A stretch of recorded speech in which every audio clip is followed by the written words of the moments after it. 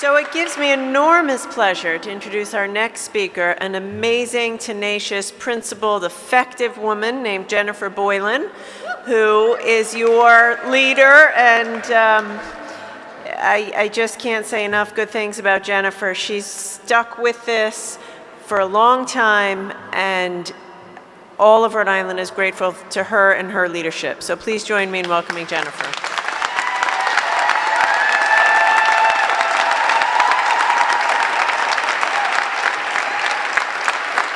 Hi, everybody. Thank you so much for that lovely introduction. My name's Jennifer Boylan, and I'm proud to be a volunteer leader with Moms Demand Action for Gun Sense in America.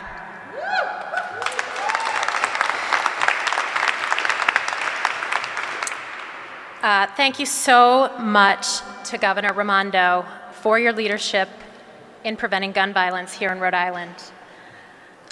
Thank you so much to the leadership in both chambers in the Senate and in the House for your leadership in preventing gun violence here in Rhode Island. And thank you to all the other bill sponsors. I'm very grateful for your leadership and for all the work that you all put in to get this legislation moving. Thank you to all the moms, volunteers. I see you all looking beautiful today in orange. The moms, the dads, the sisters, the brothers, the survivors who showed up. You all kept showing up, coming to the State House, going to meetings, sitting in extremely long bill hearings, writing letters, meeting with your elected officials, making phone calls, emailing, telling your friends. It's hard work. Thank you for putting in the hard work.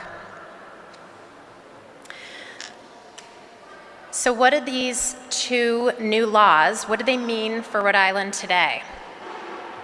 Well, I think they put Rhode Island as on the map as a leader in passing common sense gun laws.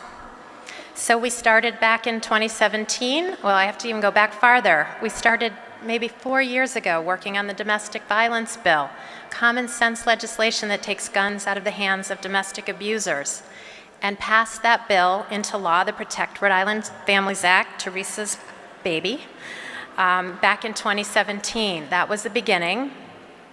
Now, today, we are going to see another common sense gun law, this red flag bill, become law, which will take guns out of the hands of people who might harm themselves or others. Banning bump stocks. Believe it or not, even here in Rhode Island, we have survivors who were at Las Vegas that day and who are still struggling to heal the emotional wounds of being part of that horrible event. So these are fantastic accomplishments, and our work is not done. Unfortunately, gun violence is really complicated, and there's no one answer. There's not even 2 or 3 answers, like we now have 2 or 3 fantastic pieces of legislation here in Rhode Island. We have more work to do. So I'm really hopeful that in the coming weeks, I'm not even going to say years because I don't want to go out that far, but I'm hoping that this body will consider raising the age to buy a long gun from 18 to 21.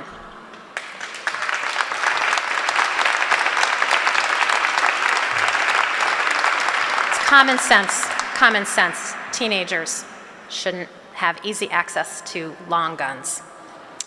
And for years, there's been legislation kicking around, being heard in committee over and over again to limit capacity in high-capacity magazines and to prohibit the sale of semi-automatic assault weapons. So I'm hoping those are coming to our state sometime soon because we need a lot more solutions to curb gun violence. I'm very hopeful that Rhode Island will